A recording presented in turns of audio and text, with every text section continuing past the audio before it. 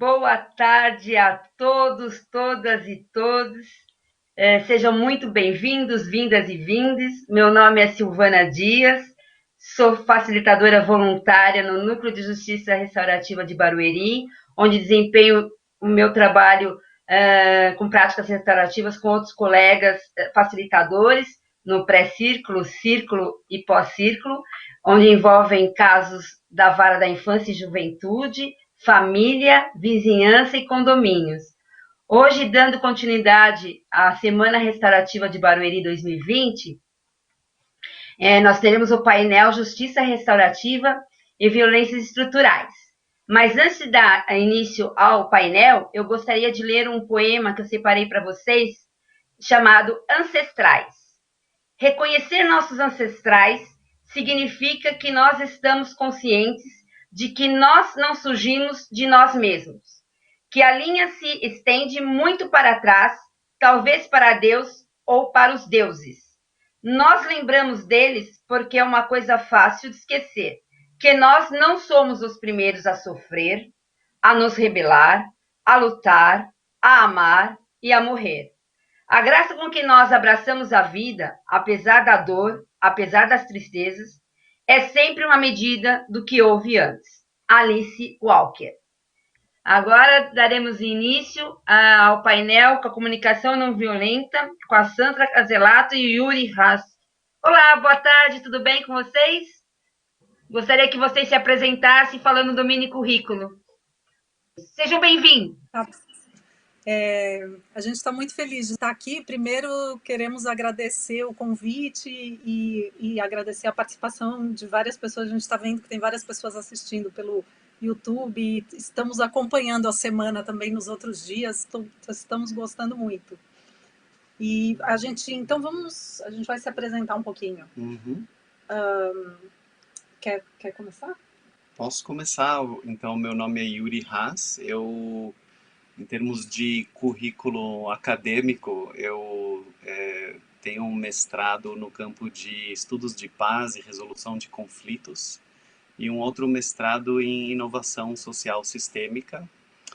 E eu sou o primeiro e o único instrutor certificado em comunicação não violenta brasileiro até agora. E pelo Centro Internacional, pelo Centro né? Internacional de Comunicação Não Violenta, exato. Que daqui a pouco nós vamos falar um pouquinho sobre. E talvez você quer complementar com o seu... Sim, eu estou também nesse processo de certificação. Logo mais eu vou estar recebendo a minha certificação também. E minha formação é em psicologia. E a gente vem trabalhando com comunicação não violenta há mais de 10 anos aqui no Brasil e em vários outros países, em diversas áreas, né? Desde organizações, empresas, movimentos sociais, comunidades, escolas, universidades, e estamos tendo essa oportunidade de trabalhar com isso e tem sido uma transformação muito grande nas nossas vidas. Nós somos casados há 20 anos e trabalhamos juntos, então a comunicação não violenta ela tem um papel muito importante, não só na nossa vida profissional, mas na nossa vida pessoal também, como casal, né? E ao longo desses 10 anos tivemos várias oportunidades de trabalhar com juízes, com mediadores, com pessoas engajadas na justiça restaurativa de diversas formas. E está sendo um prazer enorme poder estar aqui e participar desse evento hoje. Tem relações profundas com a comunicação não violenta e a temática muito importante e específica do dia de hoje, relacionando com violências estruturais. Então, eu estou bastante animado e feliz de estar podendo falar disso. E eu também estou olhando aqui os comentários no YouTube, na transmissão ao vivo. Estou vendo que tem algumas pessoas conhecidas dando oi, então é um prazer ter o pessoal aqui. E talvez a gente pudesse começar falando um pouquinho, já relacionando a comunicação não violenta com o tema, né? A comunicação não violenta, para quem não conhece, ela foi criada por um psicólogo norte-americano chamado Marshall Rosenberg. E um dos focos fundamentais que ele deu para como focos importantes assim na prática da comunicação não violenta é exatamente o tema relacionado com esse tema de violências estruturais. Ele dizia que se ele estivesse ensinando as pessoas essa comunicação não violenta apenas para que elas se sentissem bem com elas mesmas e se relacionassem bem com os seus próximos, então, ele não ensinasse as pessoas a tramar rapidamente os sistemas de dominação nos quais ou dos quais elas fazem parte, então ele estava fazendo parte do problema, ele estava ensinando a comunicação não violenta como um narcótico. E eu gosto bastante dessa fala dele, principalmente pela potência que ela traz, de quanto se manter apenas cultivando um bem-estar superficial, sem olhar mais profundamente o contexto, sem desconstruir um pouco mais as estruturas que nos formam e que nos cercam, acaba mantendo o status quo, acaba não convidando para a transformação, não permitindo até a transformação. Não sei se tem alguma coisa que você quer complementar talvez disso. Sim, como então, no meu entendimento, ele criou a comunicação não violenta com esse objetivo fundamental, né, de transformar, ajudar a transformar as nossas sociedades em as estruturas, os sistemas onde a gente está inserido, para sistemas onde mais pessoas sejam consideradas, as necessidades de todos sejam consideradas e não somente de alguns, né? Então, a primeira coisa talvez seja o reconhecimento de que vivemos em estruturas que são desiguais, né? Que organizam a nossa sociedade de uma forma desigual. Então, reconhecer as violências estruturais onde a gente está inserido, onde tem alguns grupos que têm mais acesso a determinados recursos e outros grupos que têm menos acesso a determinados outros recursos. E essas estruturas, da maneira que elas estão dadas, elas então não somente estão dadas nas instituições, né, como na instituição jurídica, na instituição, nas leis, na forma como a nossa sociedade se organiza em famílias nucleares, por exemplo, num sistema capitalista, ou no nosso sistema econômico, nos nossos sistemas sociais, também o nosso modo de pensar, o paradigma, a nossa visão de mundo é o que mantém essas estruturas da maneira que elas são. Então, nesse aspecto, a comunicação não violenta procura atuar em todos esses aspectos, né, em todos esses âmbitos, né, não somente no âmbito estrutural maior, mas no âmbito interrelacional, nas relações interpessoais e também internamente. Como que a minha identidade está formada, como que a minha visão de mundo mantém e sustenta as violências estruturais na nossa sociedade. Então, é uma transformação que ela não é só externa e ela não é só interna, ela é, ao mesmo tempo, ela procura transformar todas essas coisas ao mesmo tempo, né? Uma das coisas que a gente costuma fazer em diversas atividades que a gente facilita, tanto aqui no Brasil quanto no exterior, é convidar as pessoas a fazerem uma pequena prática, logo no início, que é um convite, principalmente quando a gente está fazendo uma atividade conectada com essa questão de transformar sistemas de dominação, que está muito ligado exatamente com esse conceito de violências estruturais. E essa prática, esse exercício que a gente convida a fazer, está muito conectado com o entendimento de que talvez um primeiro passo muito importante, fundamental talvez, é tornar essas estruturas mais visíveis, trazê-las para um nível mais consciente, porque uma das forças maiores que essas estruturas têm é a normalização que elas têm, que elas ao longo do tempo sofreram e, portanto, uma invisibilização para muitas pessoas que não estão mantendo num campo consciente como funcionam esses sistemas de dominação. Ou como elas estão participando nos sistemas de dominação, às vezes somente com a sua ignorância já estão participando. Então, a prática que a gente faz, e aqui talvez a gente não consiga fazer isso, mas só para descrever, nós convidamos a cada um, e às vezes todas as pessoas estão no mesmo local, mas normalmente agora nos cursos virtuais tem acontecido das pessoas estarem em lugares diferentes do mundo. E a gente convida as pessoas a falarem um pouquinho das nações originais, dos territórios onde elas se encontram agora.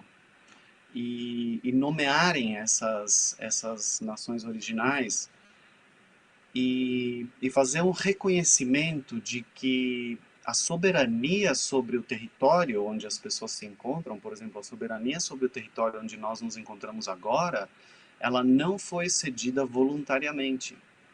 E particularmente o local onde a gente se encontra aqui era território Tupi-Guarani. E o reconhecimento que nós fazemos é que, então, esse território, a soberania desse território não foi cedida voluntariamente e que nós honramos os sábios dessas culturas presentes, passado e futuro.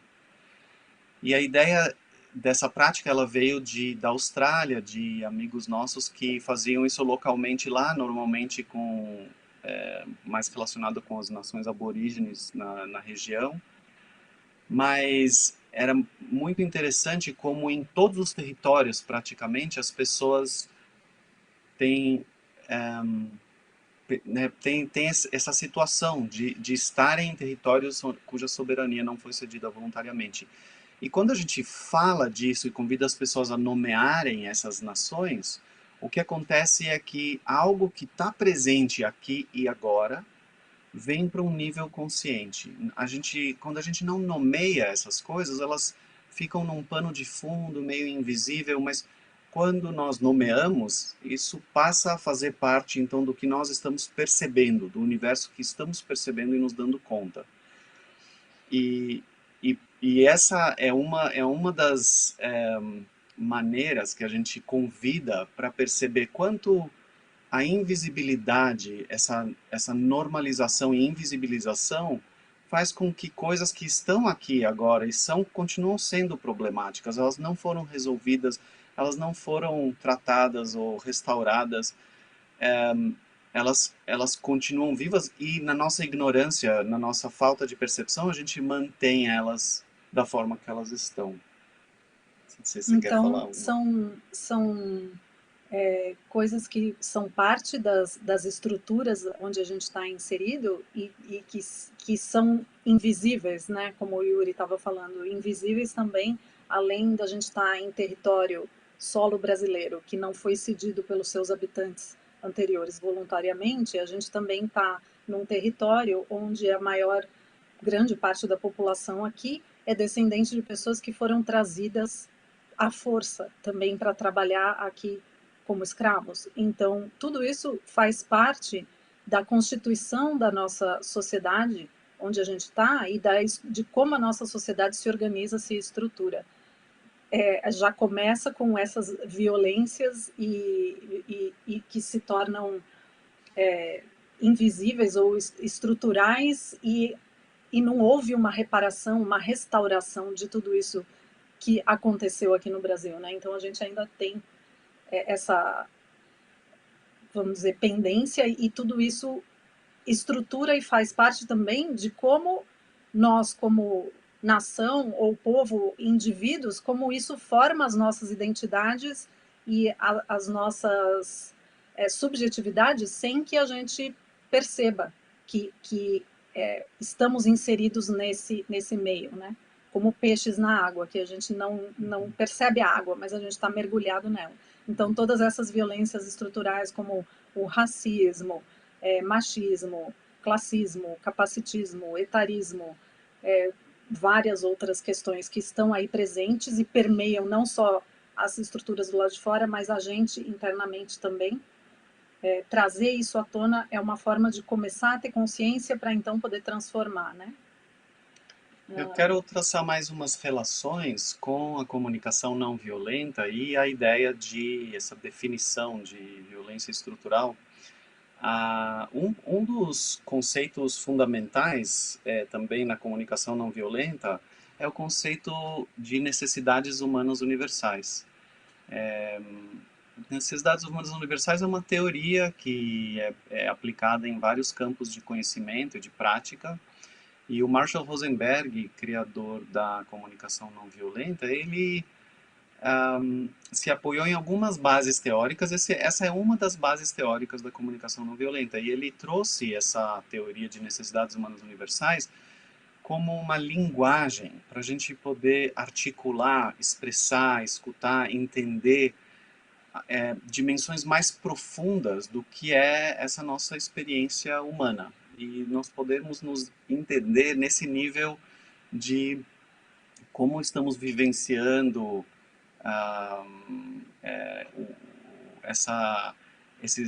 às vezes se refere a eles também como valores humanos universais, mas são as coisas que são profundamente importantes e necessárias para que a vida possa existir. E então a gente está falando desde coisas físicas como abrigo, alimento, mas também está falando de outras coisas que às vezes a gente não se dá conta que elas são tão essenciais quanto, como pertencimento, respeito, Dignidade, dignidade, amor, participação, liberdade. igualdade, pois é, tantas coisas. E então, a ideia de necessidades humanas universais está presente na comunicação não violenta como um meio, como um apoio para poder articular e falar sobre essa experiência mais profunda humana e da gente poder se entender em torno dela. Essa mesma teoria foi utilizada também por um dos pais dos estudos de paz na academia, que é o Johann Galtung. Ele ainda está por aí trabalhando, e ele define violência estrutural como sendo as estruturas institucionais e culturais que existem nas nossas sociedades, que dificultam ou às vezes até impedem certos grupos de atenderem às suas necessidades humanas universais.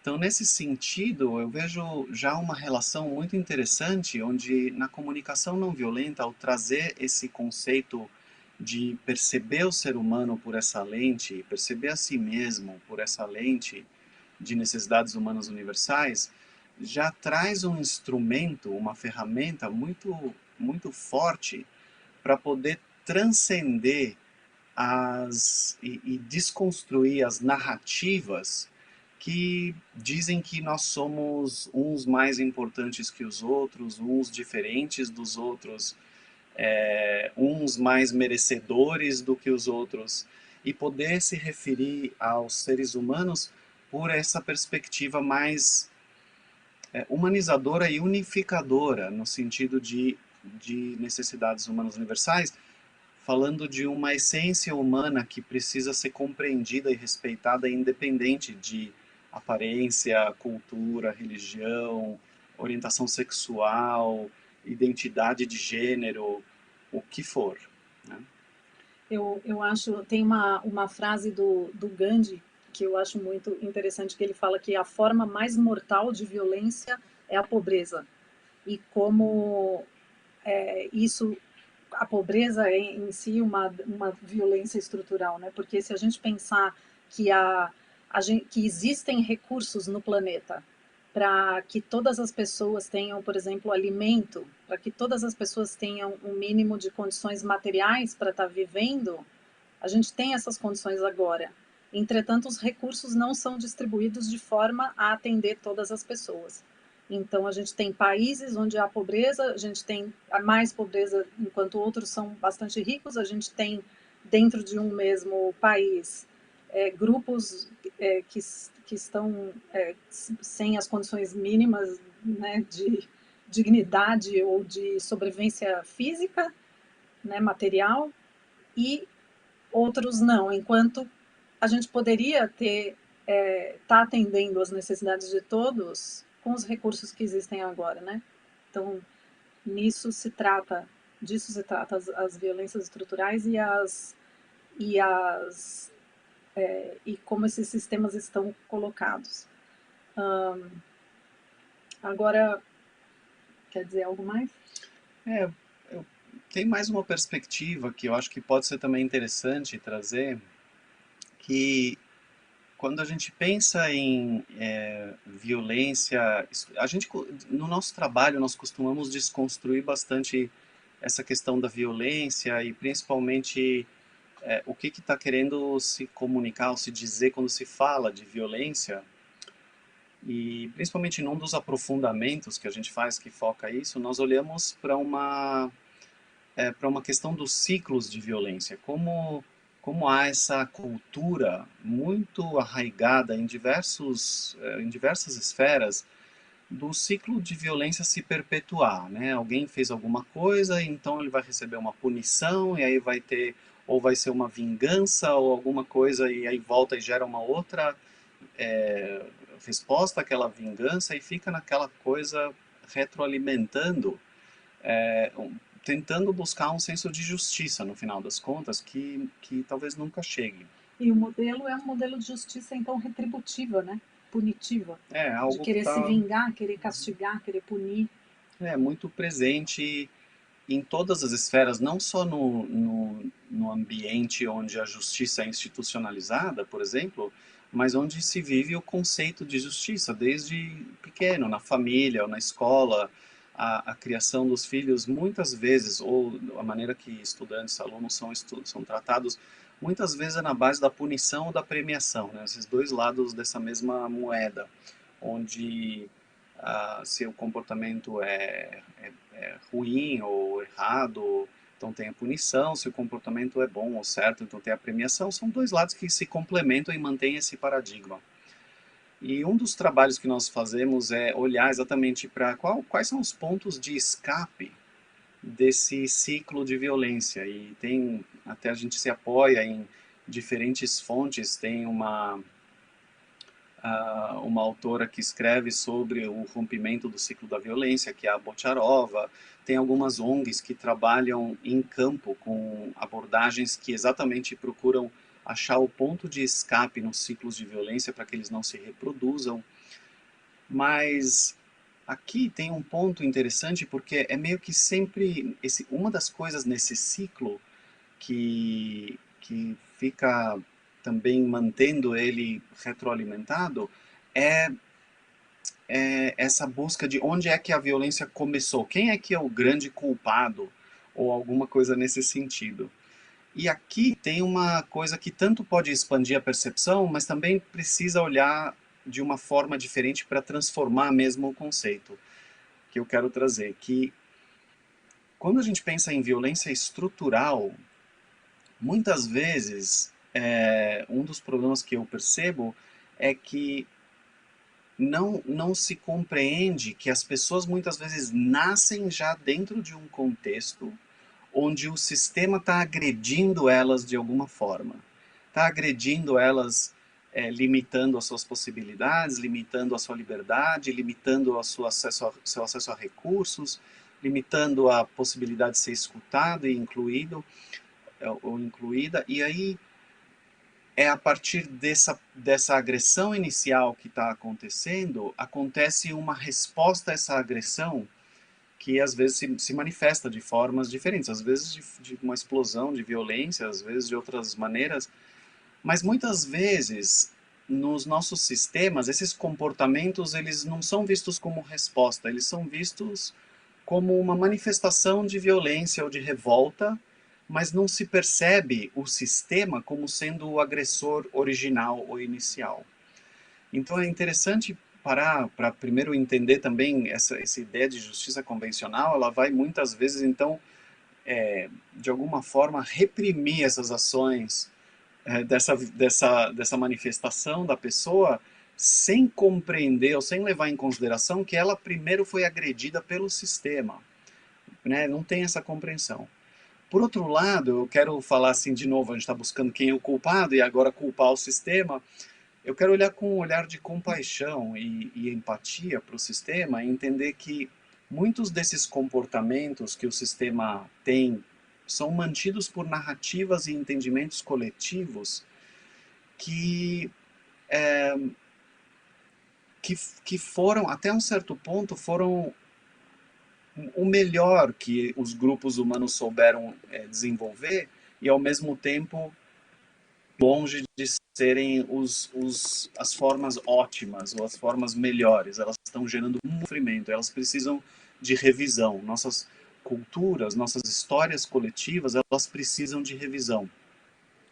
Então aqui eu estou trazendo dois elementos, né, dessa coisa do ciclo da violência e a falsa compreensão onde ele inicia, e ao mesmo tempo o perigo que tem de só culpar, né, o sistema sem trazer um olhar compassivo de transformação. Como nós podemos transformar nossas histórias coletivas de uma forma que elas acolham e cuidem melhor dos seres humanos e contem uma história, nós todos sustentemos juntos histórias e narrativas que enxergam todos os seres humanos como importantes, independente de características que eles possam ter. Essa questão das estruturas, né, das violências estruturais. Então tem um outro conceito do Johan Galton também, de violência direta, né, que são as violências, então, tipo, que tem a intenção de tá, tipo, um assalto, um sequestro, ou quebrar, né, coisas desse tipo, coisas assim, e que aí é mais fácil de enxergar. A gente enxerga de uma forma como isso sendo violência, e a violência estrutural é mais difícil de perceber, porque ela está meio que institucionalizada, a gente nasceu dentro, a gente não consegue perceber muito bem. Então a violência direta é mais fácil de perceber. E aí eu lembro também dessa frase do Bertolt Brecht, que se diz violento, do rio que tudo arrasta se diz violento, porém ninguém diz violentas as margens que o comprimem. Então, o rio é como se fosse a violência direta, né? Esse rio é muito violento. Nossa, olha que rio bravo. E não, ele só é daquela forma porque as margens dele estão segurando ele ali, né? Então, é a estrutura que está prendendo a pessoa naquela situação. Uma hora ela se rebela. E é muito interessante pensar nisso, como o Marshall Rosenberg, né, criador da comunicação não violenta, ele falava que a porta de entrada da violência na nossa cultura, na nossa sociedade, tem a ver com esse tipo de pensamento de, de bom, mal, certo e errado, né? De que existe alguém que é o malvado, o errado, e alguém que é bom e que é o certo. Então, quem é malvado, quem é errado, merece castigo, merece punição. É a justiça punitiva, a justiça nesse sentido mais amplo, né? Não apenas do sistema judiciário, mas o que a gente considera justiça. Então, essa maneira de pensar que o malvado merece punição justifica a violência. Então, a gente pode ver isso desde desenho animado de criança até os filmes de Hollywood, principalmente. Mas o ponto alto do filme é quando o herói bate no bandido. E a gente vibra, então a gente vibra com aquela violência. A gente acha bonito a violência, a gente acha justo. Então a gente está contribuindo para que esse ciclo de violência se perpetue. E a comunicação não violenta está tentando trazer um outro paradigma, uma outra visão de mundo. Em vez dessa visão de mundo, desse olhar de que bom, mal, certo e errado, é um outro paradigma que considera todas as pessoas como seres humanos que estão tentando atender às suas necessidades humanas universais. Então, a gente começa a buscar olhar para os comportamentos, em vez de julgá-los como violentos ou como errados, tentar entender quais as motivações por trás desses comportamentos, que necessidades eles estão tentando atender. E aí, então, eu já não estou mais querendo punir ou culpar, mas eu estou buscando essa compreensão e que aquela atitude tem alguma motivação por trás. Isso não significa justificar violências, não quer dizer isso, mas quer dizer, abre uma porta, uma possibilidade para transformar esse ciclo de violência que o Yuri estava falando, né? Porque quando eu penso que eu sou boa, o outro é mal, ao mesmo tempo o outro está pensando que eu sou a malvada, a errada e ele é que é o certo. Então é difícil a gente estabelecer absolutamente o opressor absoluto do universo e a vítima absoluta né, da situação. Então, sempre esses papéis vão se alternando, né? Uma das coisas também que eu quero trazer uma outra relação, exploração também sobre essa temática, está conectada com uma fala do Paulo Freire, que dizia que quando a educação é libertadora, o sonho do oprimido é se tornar opressor. E eu acho que precisa um pouquinho de desconstrução assim da frase, porque ela pode ser interpretada de uma forma distorcida. Então, o que eu quero dizer é que, assim, talvez a compreensão que eu tenho, que eu acredito que seja muito valiosa, exatamente para pensar, transformar sistemas de dominação e transformar, então, violências estruturais, está muito conectado, principalmente imbuído desse espírito da não violência, né? Está muito conectado com essa frase do Paulo Freire, que eu compreendo que ele tá meio que explicitando como é aprisionante esse modelo de pensamento binário, de bom, mal, certo, errado. O pensamento ou, o pensamento eu e o outro, essa coisa da separação. E como numa situação de opressão, se o pensamento único que está ali só tem esses dois lugares, ou opressor ou oprimido, eu não quero ficar no lugar de oprimido e o único lugar que me resta, que me sobra, é me tornar o opressor, eu ser o opressor. É como uma falta de escolha ou opção, falta de repertório de outras possibilidades do que eu poderia fazer. E o convite que ele faz quando ele fala sobre educação libertadora, eu compreendo que o que ele está sugerindo com educação libertadora? Eu estou conectando com a comunicação não violenta e com a ideia de como é possível sair do modelo binário para um modelo de complexidade, um modelo que compreende,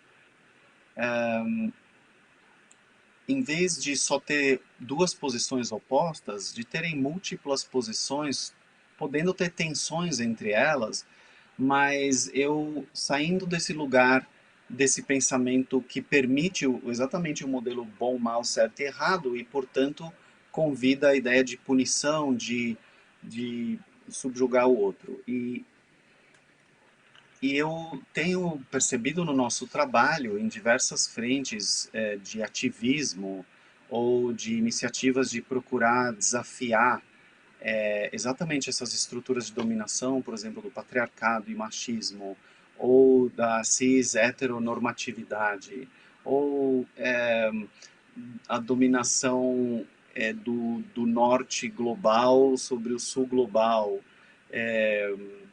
ou o racismo, né, supremacia branca, cultura de supremacia branca que prevalece em tantos lugares, e, e iniciativas de tentar transformar, muitas vezes via essa discussão, esse dilema das pessoas que estão tentando transformar essas estruturas, a única coisa que elas conheciam é o que o sistema tinha ensinado para elas também, que era essa coisa de oprimir o outro, de dizer que o outro é mau, então agora o outro tem que ser eliminado.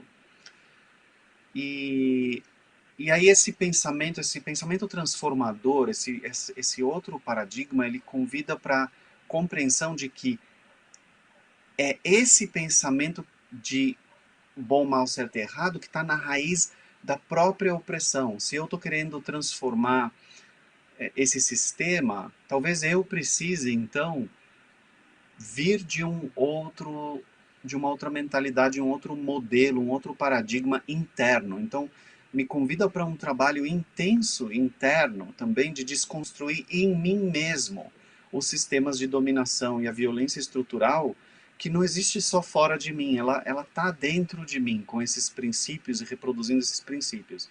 E aqui relaciona com a frase de um outro grande pensador também, que é o Einstein, que dizia que é necessário um outro nível de consciência para poder transformar os problemas que nós criamos com o nível de consciência atual. Então, tem algo, um princípio que se repete entre esses diversos pensadores, falando mais ou menos a mesma coisa, convidando para compreender que se eu não torno visível como esses sistemas vivem em mim, se eu não torno eles visíveis, inclusive, na realidade que eu estou considerando, eu posso, nem perceber onde eles estão acontecendo, e segundo, eu posso, na minha tentativa de transformar eles, reproduzir eles, os grandes perigos, né, que existem nisso. Então, essa é uma das maneiras que a CNV, a comunicação não violenta, ela apoia muito na prática da justiça restaurativa, né? Como a doutora Ludmila estava falando aqui antes, na palestra anterior, né? Que ela pergunta para os alunos qual que é o seu senso de justiça. O importante para os advogados, para as pessoas envolvidas com a justiça, se perguntarem qual que é o meu senso de justiça. Então, não adianta muito a pessoa sentar em círculo e estar fazendo uma prática ativa que tem uma estrutura, um formato, uma metodologia externa, mas internamente o senso de justiça interno é um senso de punição, de que quem está errado merece ser punido. Isso não vai funcionar. Então, eu entendo que a prática da justiça restaurativa requer essa revisão interna e essa desconstrução interna das nossas próprias dessa nossa própria mentalidade, ou jeito de pensar e de agir que a gente nem percebe e que está reproduzindo, né, as violências estruturais, os sistemas de dominação. Uma das formas que isso está presente é como então as violências estruturais elas estão de uma maneira que a violência cultural faz parte disso, né? Justifica essa violência, é como toda a estrutura, a esfera simbólica, a forma da gente pensar a arte, a ciência, a cultura, todas essas manifestações sociais, elas acabam reproduzindo e desconectando. Tem uma forma de dizendo que, na verdade, o que está fora, que existem leis ou uma moralidade ou um certo e um errado que está fora de mim ou que está fora de cada um de nós, né? Que esses sistemas de dominação eles nos ensinam que nós não podemos ter necessidades e nem sentimentos, ou desconecta da gente mesmo internamente. A gente se desconecta da gente mesmo. É como se essas estruturas estivessem ensinando a gente, desde a nossa família, desde da escola, da forma que nós somos ensinados e vamos crescendo, que a sermos pessoas boazinhas e mortas internamente, como dizia o Marshall Rosenberg, né? Você quer acrescentar alguma coisa? Falando disso que você estava mencionando, das várias dimensões onde a cultura se reproduz, eu estou lembrando também de um elemento que eu fui perguntado faz pouco tempo, quando eu estava falando sobre cultura de cancelamento e a questão da memória e do espaço público e como isso impacta em qual é a história a narrativa que nós todos sustentamos conjuntamente. Então, estavam perguntando, será que essa derrubada das estátuas da nossa história, será que isso não é um cancelamento negativo, né? Porque tem a ideia de cancelamento negativo, inclusive.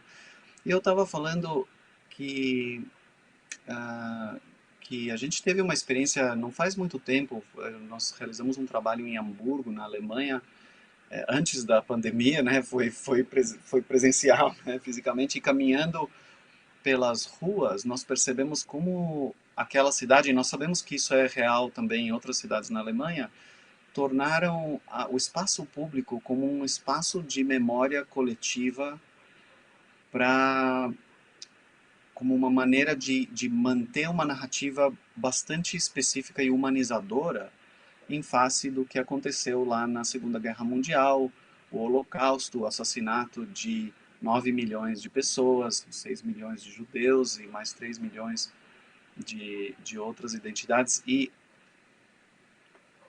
como a utilização desse espaço público era muito intencional de lembrar e integrar essa história, que ela é a história de todos que ali passam. E isso passa a influenciar as identidades e como as pessoas se percebem e percebem uns aos outros.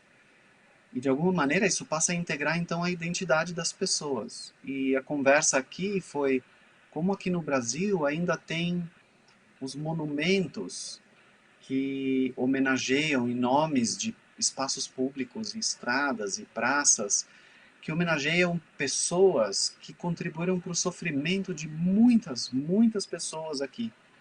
E como seria importante E para o reservar genocídio indígena, que foi muito maior o genocídio do indígena, que a questão... Uhum. uns 50 Nas Américas, milhões como um todo, foram 70 milhões de indígenas assassinados, mortos direta e indiretamente, mas são números absurdos, mas não vivem na consciência das pessoas. Uhum. E aqui no Brasil, eu não estou lembrado dos números exatamente, mas eu não sei se são 4 ou 6 milhões. E nós não temos museus, nós não temos registro suficiente. Sim. E o espaço público, ele não é destinado para formar qual é a narrativa que nós sustentamos juntos e como essa narrativa vai formar o nosso entendimento de quem nós somos e como justiça precisa ainda acontecer, porque se isso integrar a narrativa e integrar nossas identidades, nossa consciência, isso automaticamente convida nosso senso de justiça para se manifestar. Ele já coloca de uma forma mais clara o que esse sistema que nós vivemos está cuidando e o que está descuidando e o que precisa mudar. E então tem lugares para lembrar essas pessoas, esses eventos, por exemplo, que podem ser museus, não precisam ser o espaço público, não precisam ser celebrados ou comemorados no espaço público.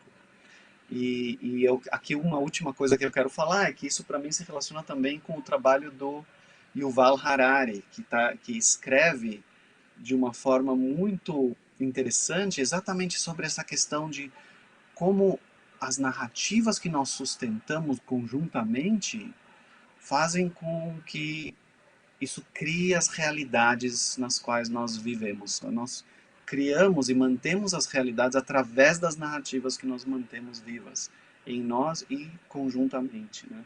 Uhum. Isso está me fazendo lembrar do trabalho da Hannah Arendt sobre a banalidade do mal, falando da Alemanha, né, essa questão de como ela acompanhou o julgamento esqueci o nome dele. Do Eichmann. Eichmann, escreveu Eichmann em Jerusalém, e ele era do exército nazista, né? E como ela se surpreendeu em ver lá uma pessoa normal e não um monstro, mas uma pessoa como outra qualquer que fazia muito bem o seu trabalho. Ele era um burocrata e, inclusive, o Marshall Rosenberg, né, da comunicação não violenta, ele fala dessa linguagem do burocratês, essa linguagem da burocracia, que é o Amtssprache, em alemão, não sei se eu pronuncio direito, mas que é essa linguagem que tira a responsabilidade de si mesmo e põe a responsabilidade nas estruturas e nos outros. Então, eu estou fazendo isso porque me mandaram, eu faço tal coisa porque é do jeito que as coisas são. Eu estou seguindo ordens, então eu não tenho responsabilidade pelas minhas ações e pelo que eu estou fazendo. E isso é uma forma que a nossa cultura nos ensina isso. Então não é um erro, um problema de caráter ou de personalidade. Como é que aconteceu na Alemanha esse holocausto nazista? Ele só aconteceu porque tinha uma narrativa que permitia uma sociedade inteira acreditar que isso estava bom. Do mesmo jeito que a escravidão só aconteceu porque tinha uma narrativa dizendo que estava tudo bem.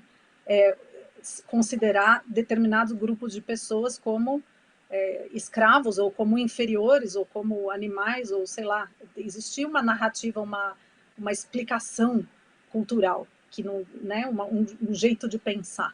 E como os índios também, que não tinham alma, ou sei lá o quê. Enfim.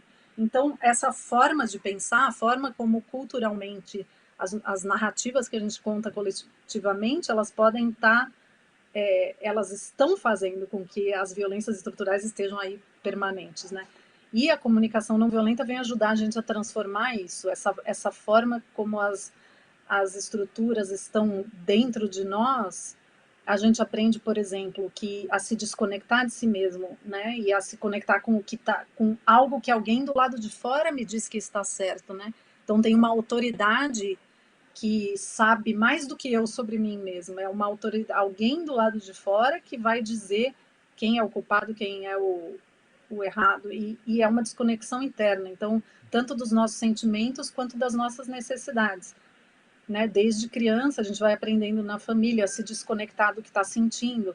Na escola, fica sentado, fica quietinho. O nosso corpo está dando sinais para a gente que precisa de movimento, ou tenho interesse em estudar uma coisa, mas não posso. Eu tenho que estudar o que estão me mandando estudar agora. Não importa se me interessa ou não. Eu tenho que fazer porque me mandaram. Eu faço para tirar nota. Né? Eu faço não pelo fazer em si, para atender minhas necessidades, mas por obrigação, ou medo, ou culpa. E aí eu estou desconectada de mim mesma, eu estou sendo um bom lacaio, ou um bom escravo, né? Submisso, como o Marshall dizia. Eu tô pronta, desde a minha socialização, para obedecer ordens. E aí fica fácil, como aconteceu na Alemanha, a gente aceitar coisas que talvez hoje a gente aceite coisas que daqui a um tempo eu espero que sejam consideradas absurdas, mas como na época da escravidão se aceitava coisas que hoje a gente considera absurdas, mas naquela época era normal, todo mundo ali acostumado com aquilo. E hoje é normal, por exemplo, pessoas não terem onde morar, não Gente terem morando na suficiente rua, para comer, ter pessoas morrendo de não fome, né?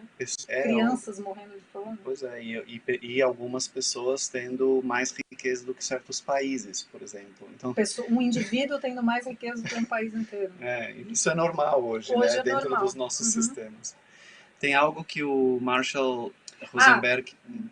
não, só para completar isso que eu estava falando, então, como a comunicação não violenta, ela vem ajudar a trazer uma prática da gente, então, inverter tudo isso, a começar por nos conectarmos mais profundamente, internamente, com os nossos próprios sentimentos e necessidades, para eu buscar estar mais conectada e mais viva comigo mesma, né? E também me conectar com os sentimentos e necessidades das outras pessoas, com a humanidade das outras pessoas.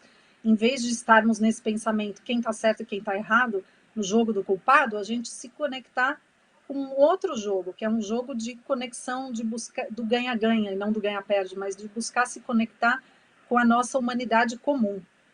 Então, é isso que eu queria completar. Eu também estou já encerrando, a gente está quase no nosso tempo, só para falar uma última coisa aqui. O Marshall Rosenberg, ele costumava dizer que as necessidades, essa ideia de necessidades humanas universais, quer dizer, o entendimento de como as coisas mais importantes para o ser humano estão ou não estão atendidas, vem dos pensamentos e narrativas e paradigma que a pessoa sustenta.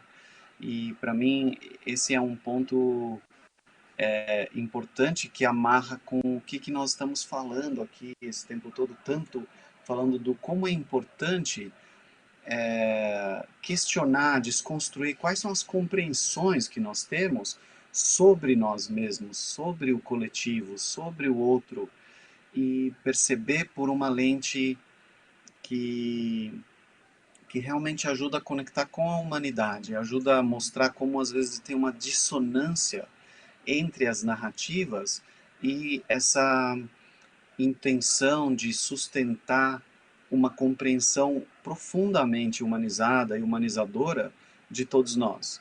E nesse sentido, talvez seja a maior revolução, coisa que mais vai permitir ou ter potencial de realmente questionar, transformar as narrativas e então as estruturas que se apoiam nelas, as culturas, instituições e por aí vai.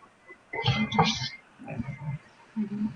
que é isso. Eu não sei se... Eu penso, estou só pensando aqui em pessoas que trabalham com pessoas em situação de escravidão hoje em dia, né? E que, como depoimentos dessas pessoas que estão há gerações em situação de escravidão, dizendo que eu não sabia que eu era escravo, né? Eu não sabia que eu não tinha liberdade. Eu não sabia que existia uma outra vida, que a vida podia ser de outra maneira. Então eu fico pensando em como todos nós aqui também vivemos em certo grau de não perceber, né, que a vida pode ser de uma outra maneira, porque a gente está acostumado com coisas aqui que talvez já dá para transformar, né? E não perceber as coisas que eu estou submetido e também perceber, por exemplo, no meu caso, nos últimos anos, tenho um grande aprendizado de perceber onde é meu privilégio. Se eu não estou consciente dele, eu posso estar causando dano, contribuindo. Então, a internalização passa muito por também o processo de desconstrução de mim mesmo, de entender, então, como o fato de eu ser branco me permite viver de um certo jeito essa realidade que eu não consigo, talvez, compreender como é para alguém negro. O fato de eu ser homem, cis, hétero, não permite eu entender como é para uma pessoa, para uma mulher, para uma pessoa trans. E ao mesmo tempo eu percebo a mesma coisa, sendo do Brasil, não tendo compreensão de pessoas, por exemplo, no norte global, nos Estados Unidos, na Europa, compreender que a nossa economia aqui é muito diferente da economia deles. E os impactos são diferentes. Enfim, e trazer isso para um nível consciente e para um nível de poder comunicar e integrar isso nas ações, nas decisões que eu tomo, em como eu estou presente, onde eu quero contribuir e como. E aí as violências estruturais, elas são exatamente isso, né? Eu perceber como é que eu estou reproduzindo as violências estruturais, não porque eu sou malvada ou porque eu sou uma pessoa má, que aí seria, é a violência direta, né? Que eu estou de propósito sendo racista ou sendo, né, sei lá, classista. Agora, a gente descobrir quando eu estou tendo comportamentos machistas ou racistas ou classistas que eu não estou percebendo. E eu estou tendo porque eu estou mergulhada num sistema que reproduz isso. Então, não é que eu sou uma pessoa malvada, mas eu estou tendo esses comportamentos sem perceber. Primeiro passo é começar a perceber onde eu estou sendo racista, não se eu sou ou se eu não sou racista. Eu considero que todos nós somos racistas nesse sentido estrutural, né? Porque a gente está mergulhado num sistema racista. Então, quando que eu estou sendo racista? E aí eu posso transformar. Eu acho que a gente está bem no nosso horário. Eu estou querendo checar como é que está com o pessoal. Mesmo. Parabéns, Yuri e Sandra, pela exposição e partilhar, né, esse entendimento sobre as violências estruturais com a CNV. O Núcleo de Justiça Restaurativa agradece por vocês terem contribuído conosco, né, nesse sentido de como a comunicação não violenta pode contribuir para a justiça restaurativa. Muito obrigada, parabéns e até uma próxima.